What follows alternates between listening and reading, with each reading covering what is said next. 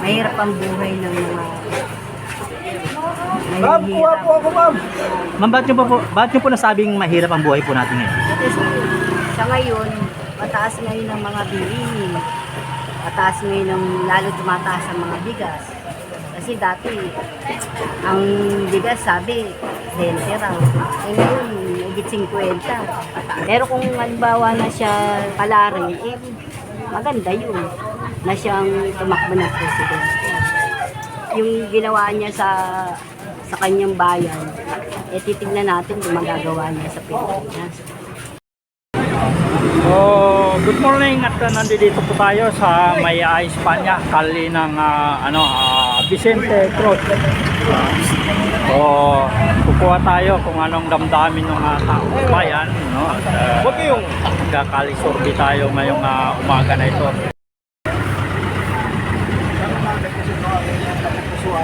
Sa apat na tatakbo.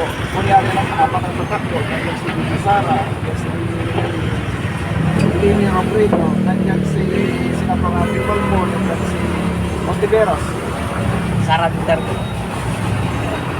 Salamat. Salamat po.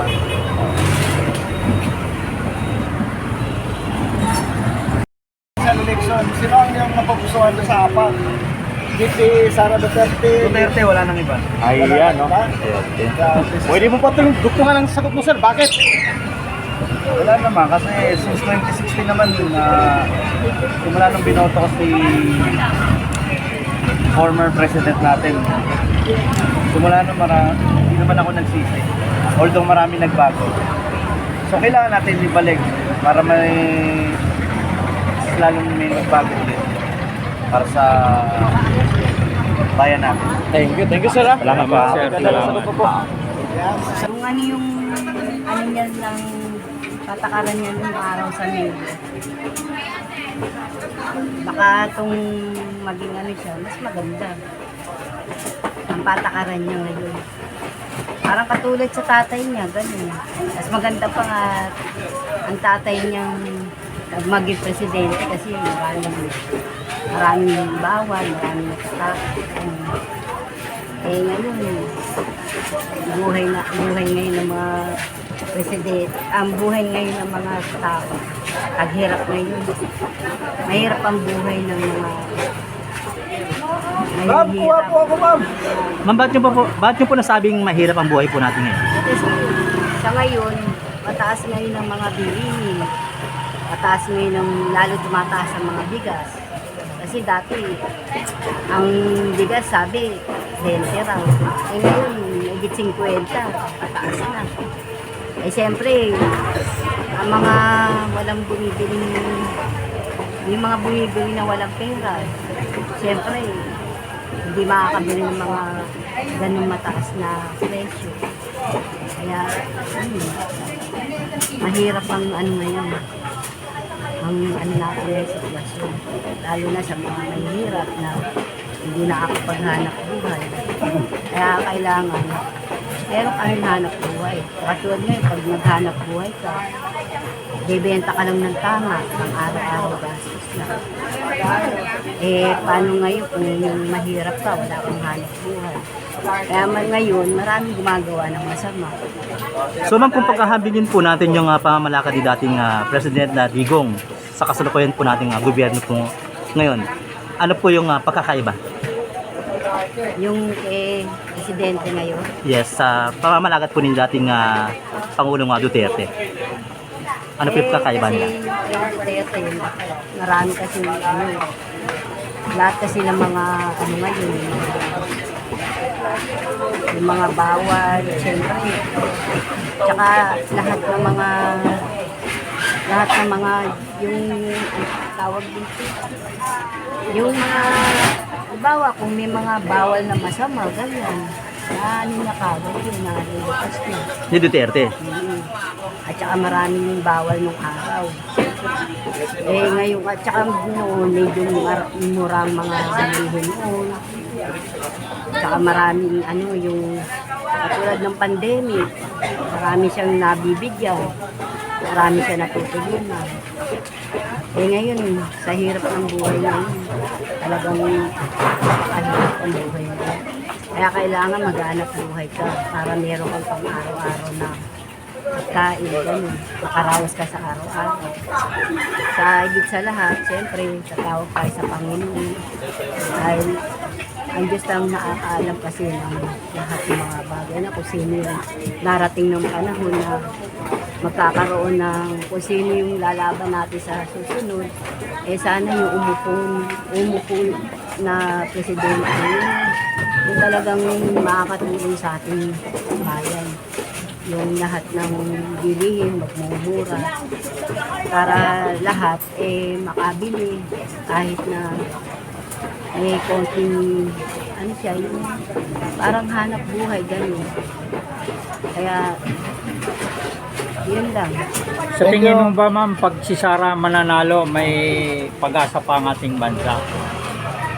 Hindi natin alam kung may pag-asa. Kasi syempre, pagka presidente, tumayo yan.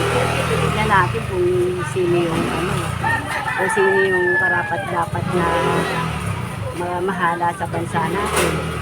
Kailangan kasi gusto ng mga tao yung mga murang bilihin, lahat. Para lahat makakain kahit na yung may kasi ang panahon natin ngayon talagang pataas na pataas ang mga bilihin. Kaya mga tao hirap na hirap. Kaya maraming gumagawa ng hindi maganda, siyempre. So sa tingin mo ma'am, karapat dapat si Sara maging presidente? Kung pagkakataon na siyang buboto, ang tatayo ng presidente, saka alamang natin maraming buboto sa kanya. Siyempre, di natin hawak ang ng mga tao, isip nila. Pero kung halimbawa na siya ang palarin, maganda yun na siyang tumakbo ng presidente. Pero dumako tayo sa Davao ma'am, yung pamamalakad ng Duterte. So talaga wala daw silang utang. No, at maraming libre na mga pinili nilang sasakyan para sa taong bayan. So palagay mo ba kung si Sara ang papalarin na magagawa niya dito sa sa buong Pilipinas yung ganun? Siguro tignan natin kung yung ginawa niya sa kanyang bayan, titignan natin kung magagawa niya sa Pilipinas. Kasi siyempre kung kapatakaran niya noon baka ngayon pag tumakbo siya, baka magawa niya yung layunin niya na pag nanalo siya. Yan, salamat po ma'am. Maraming salamat. So Sara po kayo ma'am ha? Sinabi na nga Naalala ko sino mga boto natin. Pero mas gusto ko parang si Sara. Salamat. Salamat po ma'am ha? Thank you.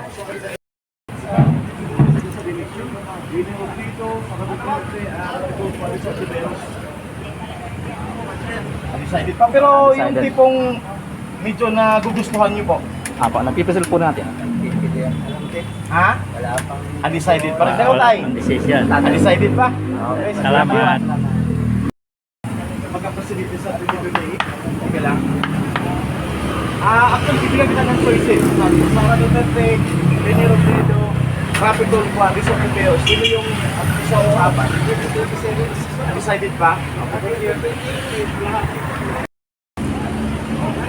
Pare, pa-shoutout mo. Ay, shoutout mo yan.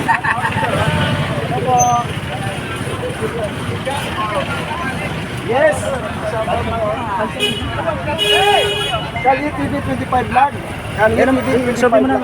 Sir, ito survey no, presidential survey. Sino na pupusuan nyo sa darating na 2028? Si BP Sara, si Leni Robredo, si Rapi Tulfo, si Antiveros. Ha? Rapi, sorry kung hindi kayo Rapi Oh, Rapi okay. or si Lubredo. Okay, salamat. Thank you sir. Thank you. Okay. Okay, dyan na. So, nandito pa rin tayo, no? May mga nagtitinda dito kung saan at kukuha tayo ng pulso ng taong bayan. So karamihan pa lang natatanong natin ay undecided pa, no? Maaari pa daw magbago. Mamimili. Hindi naman po politika na. Sorry ka lang. Sabi ko. Ano po? Pwede kayo ma'am mamili? Ayan, sasabihin ko ma'am, no? Ma'am, kali survey ito for presidential survey for 2020. Sino ang iyong napupusuan sa darating na 2028? Si Bibi Sara, si Lene Robredo, si Rafi Tulfo, si... Si Lenny. Lene. Lenny talaga. Okay, salamat. Salamat. Kayo, presidential survey, sino ang napupusuan yung hindi mo lang si Sara Duterte, si Lene Robredo, si Rafi Tulfo, si Engineer. Rapid talk. Thank you.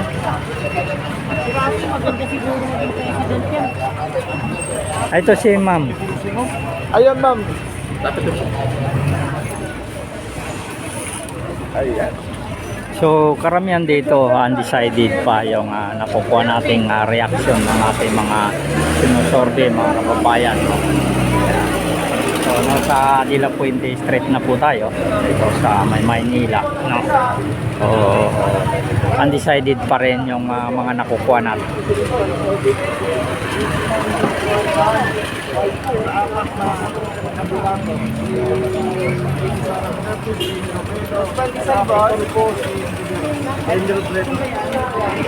Robredo.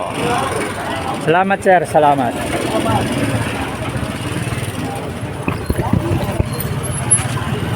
Kayo, sir, pwede kayong survey?